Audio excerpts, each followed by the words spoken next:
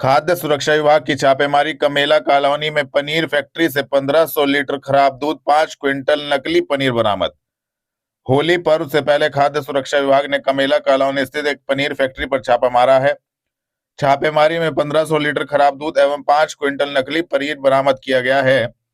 Factory में पनीर बनाने के स्थान पर टॉयलेट क्लीनर एवं रिफाइंड भी पाया गया, जो मिलावट का संकेत देता है। विभाग ने नमूने संग्रहित कर लैब जांच शुरू कर दी है। गुरुवार शाम 4:30 बजे सहायक आयुक्त खाद्य सुरक्षा मनोज कुमार वर्मा ने बताया कि होली पर खाद्य पदार्थों की बड़ी मांग को देखते हुए सूचना पर कार्रवाई की गई। मालिक फरमान मौके से फरार है। फैक्ट्री का लाइसेंस होने की जांच चल रही है। जनपद में अन्य जगहों पर भी छापेमारी जारी है। एक अन्य घटना में छज्जपुरा के पास जनकपुरी थाना क्षेत्र अंतर्गत देहरादून रोड पर नेशनल डेयरी फैक्ट्री से 20 क्विंटल नकली पनीर एवं सैकड़ों लीटर मिलावटी दूध जब्त हुआ। जी सर, अभी कहाँ छापेमारी हुई है और क्या कुछ देखा गया है? जैसा कि आगामी होली पर्व नज़दीक है और लगातार जिले में अब सूचना के आधार पर कार्रवाई की जा रही है, उसी क्रम में आज मंडल की टीम के द्वारा तथा जिले की टीम के द्वारा तथा अन्य जनपद से खाद्य सुरक्षा अधिकारियों के सहयोग से यहाँ कमेले में स्थित पनीर की फैक्ट्री पे कार्रवाई की गई है। मौके पे लगभग 1500 लीटर दूध जो अभी तक की काउंटिंग हो रही है और लगभग 5 क्विंटल पनीर पाया गया है और उसका नमूना संग्रहित कराया जा रहा है। नमूना संग्रहित कर उसको जांच के लिए भेजा जाएगा, क्योंकि मौके पे जो मालिक है वो है नहीं और दूध भी अब खराब उसका हो चुका है, तो पनीर और दूध को नष्ट कराया जाएगा। कितना पनीर अभी सैंपल के लिए लिया गया है और कौन मालिक है, क्या नाम? मालिक का नाम जो अभी पता चल रहा है कोई फरमान है। फरमान जो यहाँ पे पनीर का निर्माण कर रहा है और ये किसी किराए का जगह है जो। अच्छा, तो क्या सर यहाँ पे जो दूध है वो कितना पुराना है? जो क्या वाकई ही उस दूध का पनीर बनाया गया था जो बरामद हुआ है? नहीं, दूध जो बरामद हुआ है जो कि काफ़ी देर से यहाँ से है नहीं, तो जिसके कारण कुछ देर बाद क्योंकि दूध की सेल्फ लाइफ पीरियड होती है, उसको कायदे से रखा नहीं किया, इसलिए दूध खराब हो गया है। मिगलानी बिल्डिंग के पास दूध फैक्ट्री पर खाद्य सुरक्षा विभाग की छापेमारी। टॉयलेट के पास रखा मिला 2000 लीटर दूध। थाना कुतुबशेर क्षेत्र की मिगलानी बिल्डिंग के पास स्थित एक दूध फैक्ट्री पर खाद्य सुरक्षा विभाग ने सिटी मजिस्ट्रेट कुलदीप सिंह के साथ बुधवार दोपहर 2 बजे छापेमारी की। छापे में फैक्ट्री के टॉयलेट के पास करीब 2000 लीटर दूध मिला, जो जंग लगे कंटेनरों में भरा जा रहा था। कर्मचारी अनहाइजेनिक हालत में दही और खोया भी तैयार कर रहे थे। विभाग ने दूध, दही और खोए का सैंपल भरा। अगर सैंपल फेल हुए तो फैक्ट्री का लाइसेंस निरस्त कर दिया जाएगा। रिपोर्ट में कोई गड़बड़ी पाई गई तो मुकदमा दर्ज होगा। यह कार्रवाई खाद्य सुरक्षा मानकों का उल्लंघन पकड़ने के लिए की गई। स्थानीय लोग अब सतर्क हो गए हैं। आज छापेमारी की गई दूध की फैक्ट्री में, किस तरह की कार्रवाई हुई है?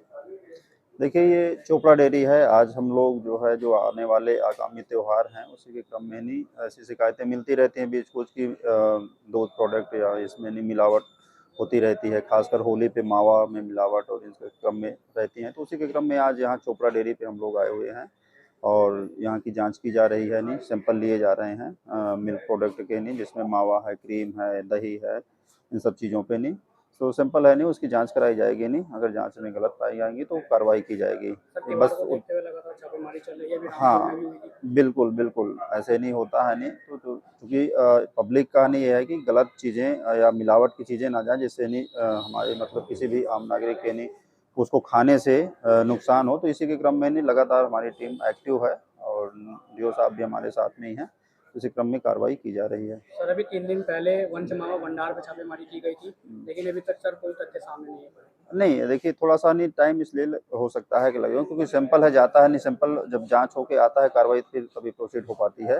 तो इसी क्रम में हो सकता है नहीं कि वो जांच का नहीं रिपोर्ट अभी ना आ पाई हो।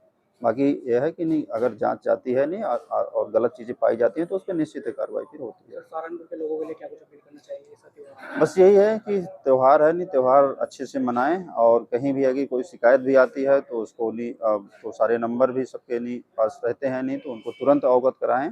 बाकी हमारी टीम भी लगी हुई है, अगर कहीं भी मिलावट से संबंधित कोई चीज़ पाई जाती है तो उस पर निश्चित कार्रवाई की जाएगी। जिला अस्पताल में ऑपरेशन के नाम पर 6000 रुपए की उगाही। वायरल वीडियो के बाद प्रधान संगठन अध्यक्ष पहुंचे योगी, बुलडोजर पर सवाल। सोशल मीडिया पर वायरल वीडियो ने जिला अस्पताल में भ्रष्टाचार का पर्दाफाश किया है। वीडियो में खुलासा हुआ कि महिला सरकारी अस्पताल में ऑपरेशन के नाम पर मरीजों से 6000 रुपए वसूले जा रहे हैं। पैसे लेने के बावजूद मरीजों को इलाज पूरा नहीं हो रहा है। प्रधान संगठन के अध्यक्ष संजय वालिया ने गुरुवार शाम 5 बजे जिला अस्पताल का दौरा किया और नाराजगी जाहिर की। उन्होंने कहा, मैं हैरान हूं कि योगी जी के बुलडोजर का डर बड़े अस्पताल में क्यों खत्म हो रहा है।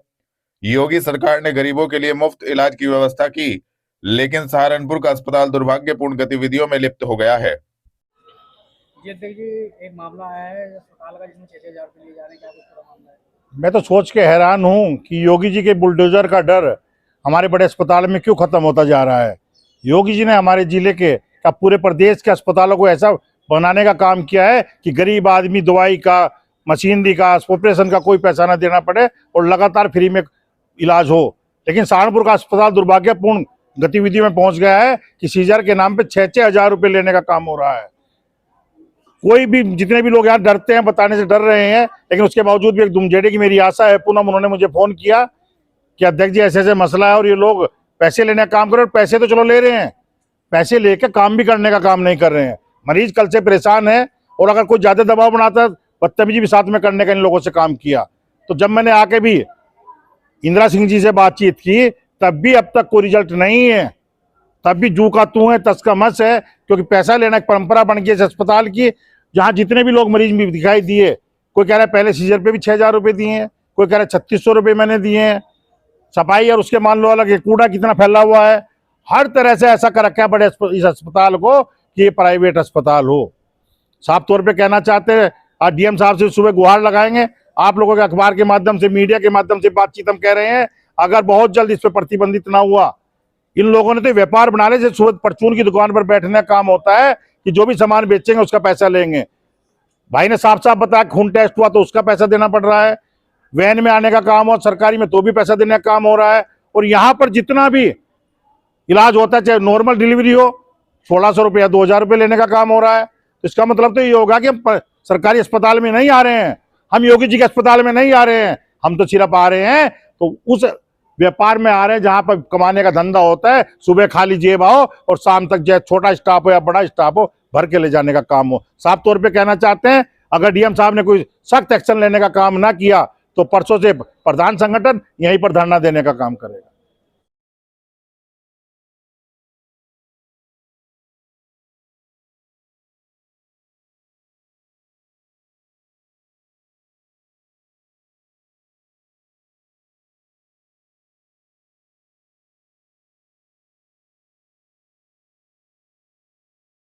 कांग्रेस सांसद इमरान मसूद का प्रधानमंत्री नरेंद्र मोदी के इजराइल दौरे पर तीखा हमला। गाजा के बच्चों की मौत पर बोले, घर में आईवाईसी अध्यक्ष को जेल में डाल दिया।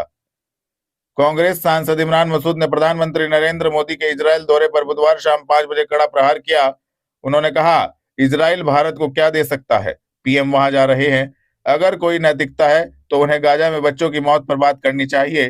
भारत सरकार का स्टैंड साफ है कि वह फिलिस्तीन का सपोर्ट करती है। इमरान मसूद ने देश की आंतरिक समस्याओं पर भी निशाना साधा। उन्होंने कहा, आपने नेशनल प्रेसिडेंट आईवाईसी प्रेसिडेंट उदय भानु चिब को जेल में डाल दिया है। जब लोग गड्ढे में गिरकर मरते हैं तो क्या इससे देश की इमेज पर असर नहीं पड़ता? जब लोग गंदा पानी पीने से मरते हैं तो क्या इससे देश की इमेज पर खराब नहीं होती है?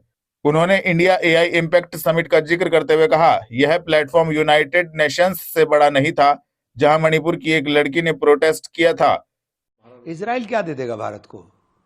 इजराइल क्या दे देगा? इजराइल तो हमारा कभी था, ना है, ना होगा। लेकिन प्रधानमंत्री जी चूंकि कमजोर हैं, उनमें इतना साहस नहीं है। प्रधानमंत्री जी जा रहे हैं, अगर जरा सी भी नैतिकता और साहस हो तो गाजा के अंदर मारे गए मासूम बच्चों के बारे में बात करें, जबकि गवर्नमेंट ऑफ इंडिया का स्टैंड बिल्कुल क्लियर है कि हम फिलिस्तीन के साथ हैं। हमारी विदेश नीति पूरी तरह से फिलिस्तीन को यूनाइटेड नेशन में समर्थन कर रही है, लेकिन प्रधानमंत्री में साहस नहीं है, प्रधानमंत्री कमजोर है। और आज देश के अंदर गली गली में यह बात है कि देश का प्राइम मिनिस्टर कॉम्प्रोमाइज है।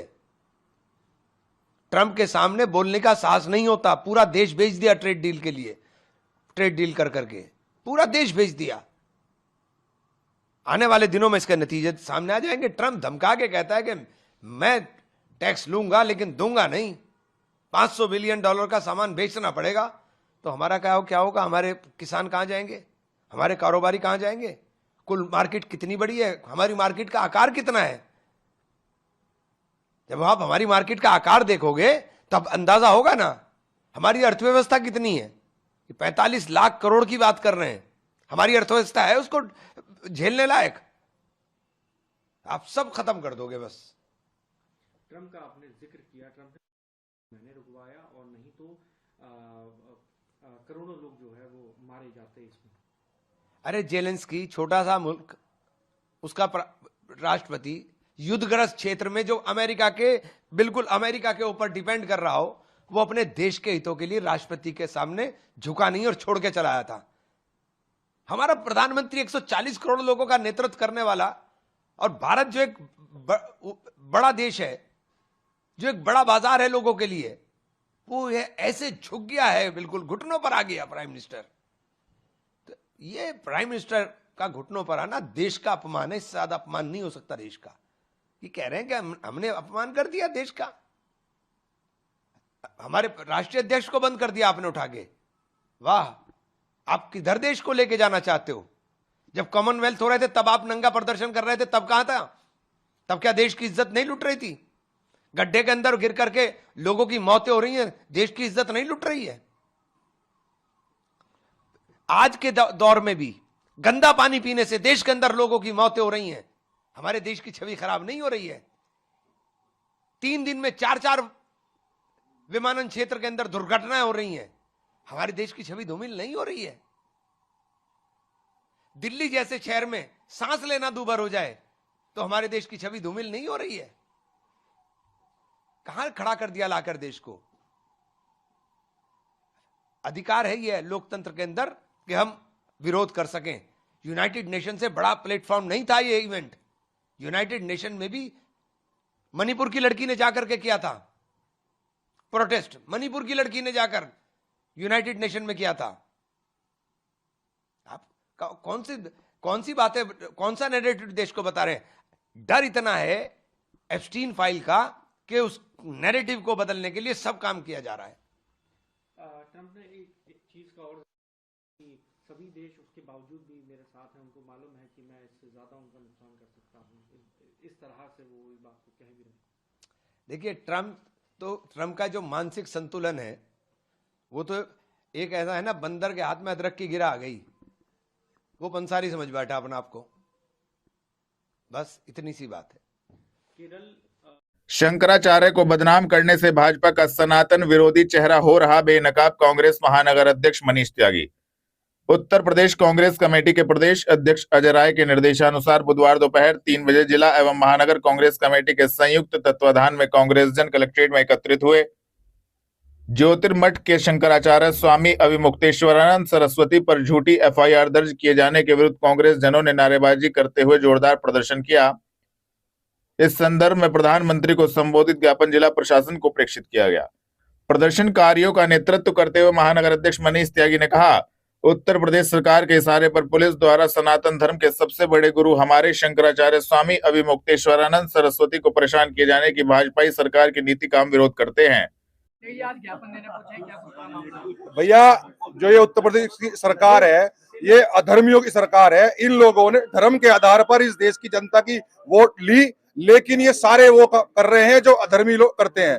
इन्होंने इनके खिलाफ आवाज उठाने पर, अगर सत्य के लिए और गौरक्षा के लिए आवाज उठा रहे थे हमारे शंकराचार्य जी, उनका भी मुंह बंद करने के लिए, उन्हें दबाव में लाने के लिए झूठा मुकदमा उनके ऊपर उन्होंने किया। और जिस व्यक्ति ने झूठा मुकदमा किया उसके ऊपर 25,000 रुपए का पहले इनाम रह चुका है। और वो व्यक्ति, जिस व्यक्ति के पास जांच है, जो IPS अजय पाल सिंह है, वो व्यक्ति, उस व्यक्ति का वो खास है, उसके साथ उसकी कई वीडियो है, कई फोटो है। तो इस तरह से निष्पक्ष जांच कैसे हो सकती है? जो जांच करने वाला ही प्रार्थना पत्र देने वाले का खास है। तो उसमें बिल्कुल स्पष्ट ये है कि इन्होंने शंकराचार्य को भी नहीं बख्शा, इनका विनाश तय है। योगी जी ने सदन के अंदर कहा है कि जिस तरह से समाजवादी ने लाठीचार्ज किया था तब तो चुप रहे थे शंकराचार्य। नहीं, शंकराचार्य उस वक्त भी बोले थे और अखिलेश जी ने इनके पास जाकर माफी मांगी और दंडवत जाकर माफी मांगी। आप लोग भी माफी मांग लो। शंकराचार्य ने लगातार बनारस में जो प्रदर्शन किया था, उन्होंने कहा था कि आप लोग भी मेरे पास आओ, अगर आपने गलती की है और जो आपने अत्याचार हमारे बटकों के साथ किया है, आप उसकी माफी मांगिए, मैं भी आपको माफ कर दूंगा। लेकिन ये प्रधानमंत्री और मुख्यमंत्री इतने अहंकारी, इतने घमंडी, इस हिंदुस्तान के अंदर इतना घमंडी प्रधानमंत्री और उत्तर प्रदेश में इतना अहंकारी मुख्यमंत्री कभी नहीं आया होगा। और ऐसे संवैधानिक पद पर बैठा हुआ व्यक्ति जब इतने घमंड चूर हो तो शंकराचार्य जैसे लोगों को बोलना पड़ेगा। और ये चाहते हैं कि इस देश के हर उस व्यक्ति की आवाज बंद कर दी जाए जो इनके खिलाफ उठती हो। एआई समिट के अंदर जिस तरह से कांग्रेस के जो कार्यकर्ता हैं उन्होंने प्रदर्शन किया, अब उनके ऊपर मुकदमे लग चुके हैं, 8 लोगों को गिरफ्तार कर लिया। भैया एआई समिट में जो गलगोटिया यूनिवर्सिटी की प्रोफेसर ने जो वहां इस देश की खिल्ली उड़वाई, जो चीन का रोबोट था उसे हिंदुस्तान का बताया और फिर चीन ने इस पर प्रतिक्रिया दी और पूरे हिंदुस्तान की छवि धूमिल हुई, उसके खिलाफ हमारे कार्यकर्ताओं ने प्रदर्शन किया। और ये संवैधानिक अधिकार है, लोकतंत्र हम लोगों को ये अधिकार देता है कि देश की सरकार की नीतियों के खिलाफ पहले भी प्रदर्शन इस तरह के होते आए हैं, इन्होंने भी हमारे खिलाफ प्रदर्शन किए थे, लेकिन हम लोग लोकतंत्र को मानने वाले, संविधान को मानने वाले लोग हैं, हमने इनके ऊपर प्रदर्शन करने की वजह से मुकदमे दर्ज नहीं किए। ये बदले की भावना से और कांग्रेस को बदनाम करने की भावना से। और मैं आपको एक बात और बता दूं कि राहुल गांधी जी को हत्या करने की धमकी दी गई और धमकी देने वाला व्यक्ति ओम बिरला स्पीकर का बहुत खास था। वो खबर उस वक्त की ही है जिस वक्त कांग्रेसी वहां प्रदर्शन कर रहे थे। उस खबर को टीवी से गायब करने के लिए जानबूझकर उस कांग्रेस के प्रदर्शन की खबर को इतना बढ़ा चढ़ा कर दिखाया गया, मानो जैसे कितना बड़ा पाप कांग्रेस ने कर दिया हो, क्योंकि ये चाहते थे कि टीवी से वो खबर गायब हो जाए। एक तो एफटी फाइल के बारे में जो चर्चा देश के अंदर होने लगी थी वो चर्चा होनी बंद हो जाए, और जो राहुल गांधी के ऊपर ओम बिरला स्पीकर के खास व्यक्ति ने जो उन्हें हत्या की धमकी दी थी वो खबर भी लोगों तक ना पहुंच पाए। उस साजिश को इन्होंने अंजाम देने के लिए कांग्रेस को टीवी के द्वारा बदनाम किया। स्वामी अभिमुक्तेश्वरानंद पर नाबालिगों से यौन शोषण का मामला, सहारनपुर पहुंचे आशुतोष ब्रह्मचारी ने लगाया आरोप। प्रयागराज में स्वामी अभिमुक्तेश्वरानंद सरस्वती पर 2 नाबालिग बच्चों के साथ यौन उत्पीड़न का गंभीर आरोप लगा है। बुधवार को पुलिस ने पीड़ितों का मेडिकल परीक्षण कराया, जिसमें कुकर्म की पुष्टि हुई। सहारनपुर पहुंचे आशुतोष ब्रह्मचारी ने गुरुवार दोपहर 3 बजे आरोप लगाया कि स्वामी ने सनातन धर्म का चोला ओढ़कर अपराध किया, खुद को शंकराचार्य बताकर दुरुपयोग किया। पेन ड्राइव में नग्न प्रदर्शन जैसे सबूत न्यायालय में जमा हो गए हैं। शिष्य बटुक के लिखित मौखिक बयान हो गए हैं। 18 फरवरी को कांदला थाने में मुकदमा दर्ज भी हुआ है। उन्होंने डिप्टी सीएम अखिलेश से कनेक्शन और आश्रम में अनैतिक गतिविधियों की जांच की मांग की है। देखिए, ऐसा है कि अभिमुक्तेश्वर नाम का व्यक्ति जो धर्म की आड़ में धार्मिक भावना भड़काने का काम करने वाला व्यक्ति, हमेशा सनातन के खिलाफ बोलने वाला व्यक्ति की पोल सामने आ गई है। वह कितना बड़ा कुकर्मी, राक्षस, कालनेमी, जितनी उनकी बात कहें वो कम है। और उनके शिष्य मुकुंदन जो भारतीय भी नहीं है, जिसको पता नहीं किस देश से उठा के इन्होंने यहाँ पे पाला है और उसको सिखाया गया है, वही असली इसमें लिप्त है। छोटे छोटे भटकों को पहले अपने आप करा के दिखाता है अभिमुक्तेश्वर से कि मैं इस तरह, ये गुरु सेवा है, ये गुरु भगवान को मिलने की एक मार्ग है। फिर नाबालिग भटकों के साथ कुकर्म कराया जाता है, अभिमुक्तेश्वर करते हैं। इतना ही नहीं, जब अभिमुक्तेश्वर दूसरे आश्रम में जाते हैं तो वहाँ अरविंद और एक प्रकाश उपाध्याय, इनका रेखाकार है जो अकाउंटेंट है, वह भी करते हैं। और सबसे बड़ी बात, प्रकाश उपाध्याय जहाँ बाढ़ पीड़ित इलाके हैं, वो राज्य है, वहाँ से बच्चों को जिनके माता पिता खत्म हो जाते हैं बाढ़ में, उनको खरीद के लाते हैं और अपने आश्रम में रखवाते हैं। और जो वीआईपी आते हैं, पहले तो ये लोग करते हैं आपस में, तो जो वीआईपी आते हैं उनके सामने परोसने का काम ये लोग करते हैं। आपके पास कैसे आ गए वो बच्चे? हमारे पास क्योंकि हमारा श्री कृष्ण जन्मभूमि मुक्ति शिविर माघ मेले में लगा था, और हमारे से क्योंकि हम इनके आश्रमों से काफ़ी सालों से जुड़े थे, तो वो लोग हमें देखते थे, क्योंकि ये लोग हमारे स्वागत करते थे, जन्मदिन मनाते थे। उनको लगा कि ये गुरु से हमें कुछ ना कुछ मदद मिलेगी, क्योंकि हमारे पर इन्होंने हमला किया 18 जनवरी को। इस वजह से हमारे पास आए और सारी घटना बताई, लिखित में भी बताई और वैसे बताई। हम लोगों ने कानून में गए, थाने में नहीं सुनवाई हुई, हमारी एसएसपी साहब के नहीं सुनवाई हुई, फिर माननीय न्यायालय में इसलिए जाना पड़ा क्योंकि एविडेंस खत्म हो जाते हैं हमारे। अब बहुत सी चीज़ें होती हैं, आपको पता है कि मेडिकल बहुत ज़रूरी होता है, तो बहुत सारी चीज़ें, इसलिए न्यायालय में हमें 28 जनवरी को जाना पड़ा।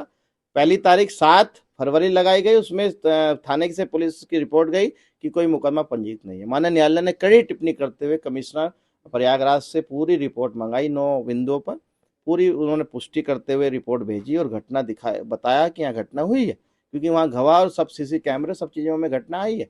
और वह माननीय न्यायालय ने एफआईआर के आदेश जारी किया और माननीय न्यायालय को हमने सब एविडेंस दिखाए, सब सीढ़ियाँ पेश किया है। ऐसे बटुक 20 संख्या है और अभी 2 बटुक का हम लोगों ने 183 के तहत माननीय न्यायालय में बयान करा दिया। कितनी उम्र रही होगी? देखिए बालक जो हैं वो 14 से 15 से 16 से और 10 से और 9-8 संख्या में भी 8 से बड़े बड़े हैं सब लोग और 18 से नीचे हैं। आपने एक और बयान दिया कि ये सब उप मुख्यमंत्री ही करा रहे हैं। उप मुख्यमंत्री ये नहीं करा रहे, उप मुख्यमंत्री एक जो धरना प्रदर्शन अभी मुक्तेश्वर ने वहाँ पे किया था, माँ गंगा के और संगम माँ प्रयाग में जो एक प्रदर्शन किया ड्रामाबाजी की, उसके पीछे डिप्टी सीएम का हाथ है, डिप्टी सीएम की कॉल डिटेल, डिप्टी सीएम ने कितनी बार इंटरनेट से, पहले मेरी बात सुन लीजिए, पूरी पूरी डिप्टी सीएम ने वहां पर पूरा उनसे कहा कि जब मैं आऊंगा, जब आप धरना खत्म करना, मैं पानी पिलाऊंगा, जब भी उठना। अब डिप्टी सीएम का नाम इसलिए नहीं लेंगे, उनकी सरकार है, मेरी हत्या करा सकते हैं। हाँ, अब मैं नहीं कह सकता हूँ कौन डिप्टी सीएम है, और जांच चल रही है, नाम आ गया है सामने, उनकी कॉल डिटेल पकड़ी गई है और अधिकारी लोग बताएंगे कि मेरे से ना पूछिए, मेरी हत्या हो सकती है, इसलिए मैं सार्वजनिक नहीं। आश्रम में इनके ऊपर, इनके पास एक बहुत अच्छा आश्रम है, उसको विद्यापीठ कहते हैं, उसमें स्विमिंग पूल है, स्विमिंग पूल में वहाँ पर ये नंग अवस्था में जो इनकी सखी है, जो साउथ की एक महिला है, और वो इनको स्वामी श्री कहती है, श्री स्वामी कहती है, तो वह इनको ऐसे मल मर के शैम्पू लगा के नहलाती है, फिर बाद में इनको इत्र लगाती है, कपड़े इनको पहनाती है। तो इस तरह के शौक है, और ये तो प्रतापगढ़ से बिगड़े हुए हैं, जहाँ इनका जन्म है वहाँ से बिगड़े हुए हैं। वहाँ जब पता चला है, वहाँ के बालक भी जो बड़े हो गए हैं इस समय, 50 इनकी उम्रों के हैं, उन्होंने बताया, हम संपर्क किया कि हमारे साथ भी ऐसा हुआ, पर अब हमारे साथ ऐसा कोई एविडेंस नहीं आ सकता है। तो शुरू से इनका शौक था ये बच्चों के साथ छोटे छोटे कुकर्म करने का, और ये इनका आज भी बना हुआ है। जेसीबी पोकलेन से ध्वस्त किया गया 80 दुकानों का अतिक्रमण। बाजार मोरगंज में चला अभियान। नाला सफाई में थले बन रहे थे बाधक।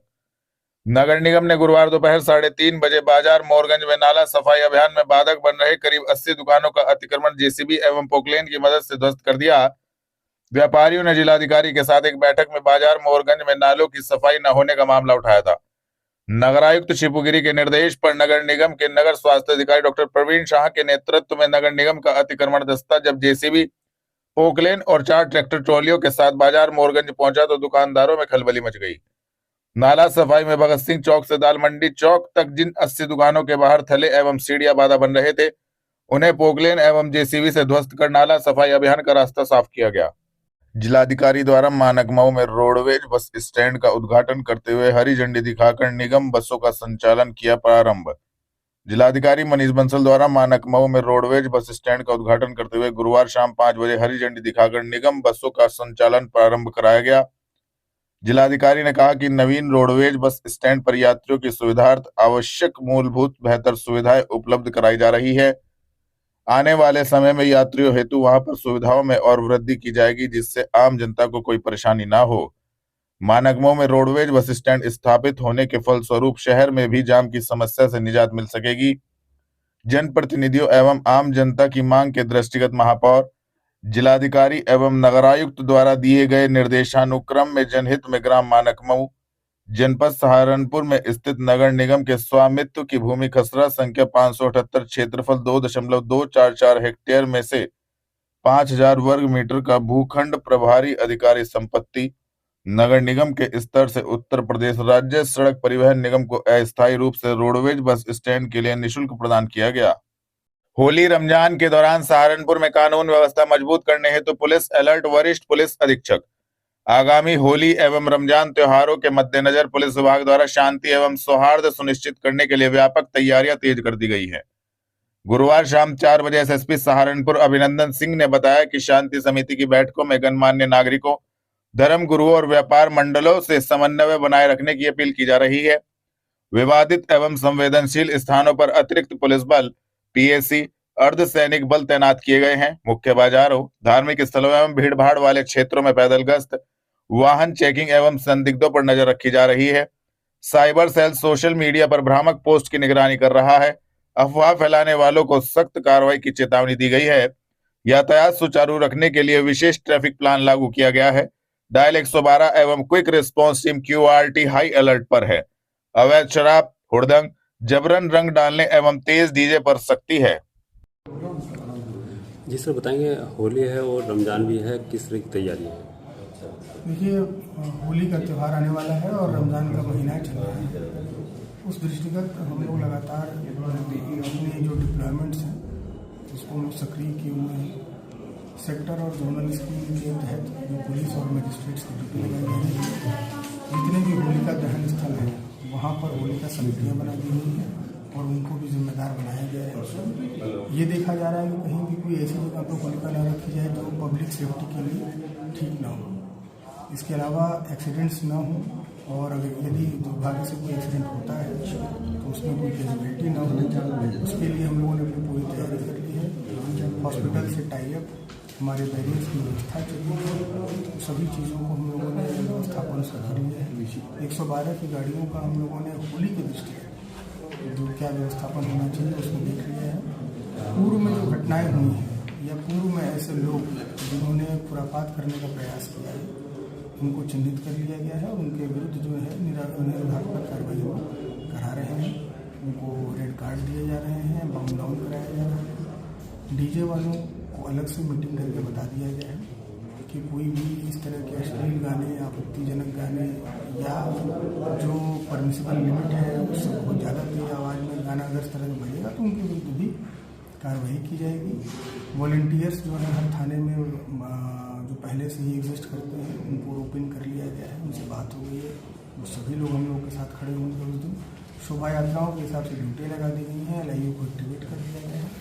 तो पूरी तरीके से हम लोग की तैयारी है और ड्रोन के माध्यम से भी जो हम लोगों के ऐसे एरियाज हैं जहाँ पूर्व में अच्छी शराब या इस तरह की शराब बनने की भी सूचनाएँ हैं उसको भी हम लोग मैप कर रहे हैं, कहीं इस तरह की कोई घटना तो नहीं हो रही। तो हम